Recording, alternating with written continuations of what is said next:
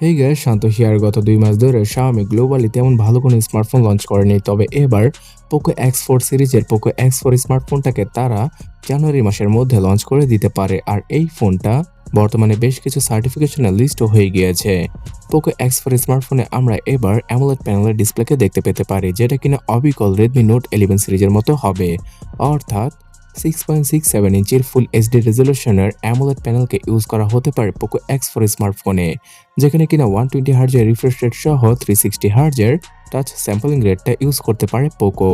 এছাড়া এই ফোনটার উপরে প্রোটেকশন গ্লাস হিসেবে ইউজ করা হতে পারে কর্নিং গরিলা গ্লাস 5 এর প্রোটেকশন। ফোনটার পেছনে থাকতে পারে প্লাস্টিকের ব্যাক প্যানেল। আর ক্যামেরা সেটআপে 64 মেগাপিক্সেলের কোয়াড রিয়ার ক্যামেরা সেটআপের সাথে আসতে পারে Poco X4 স্মার্টফোনটা। এই স্মার্টফোনটার ফ্রন্টে পাওয়া যাবে 16 মেগাপিক্সেলের ডিসেন্ট কোয়ালিটির সেলফি।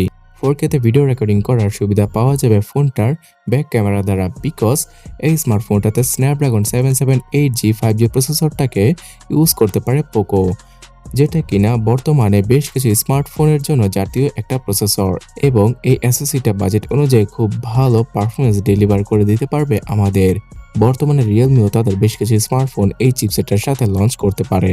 গেমিং এর ক্ষেত্রে স্ন্যাপড্রাগন 778G এসওসিটার মাধ্যমে পাবজি গেমটি আপনারা 60 FPS এ অনায়াসে প্লে করতে পারবেন। এছাড়া জিএফএক্স টুল ইউজ করলে 90 FPS ও প্লে করা যাবে পাবজি গেমটি। আর ফ্রি ফায়ার গেমটিকে ম্যাক্স সেটিংসে রেখে, অর্থাৎ সর্বোচ্চ গ্রাফিক্সে রেখে প্লে করা পসিবল।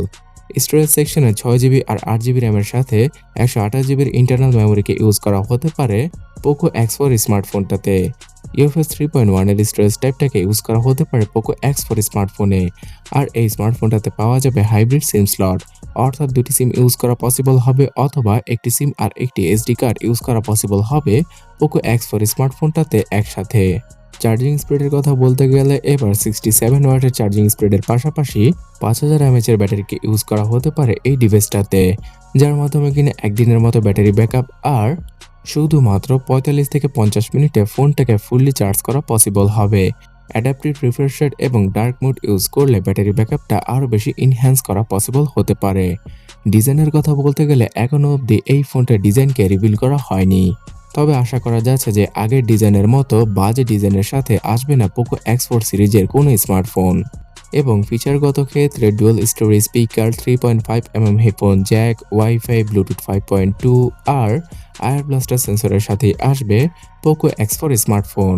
সো ধারণা করা যাচ্ছে যে ইন্ডিয়ান মার্কেটে অথবা গ্লোবালি এই ফোনটা প্রথমবারের মতো আসলে, অর্থাৎ জানুয়ারি মাসে আসলে বাংলাদেশের মার্কেটে ফেব্রুয়ারি আর মার্চ মাসের মধ্যে আমরা অফিসিয়ালভাবে দেখতে পেতে পারি।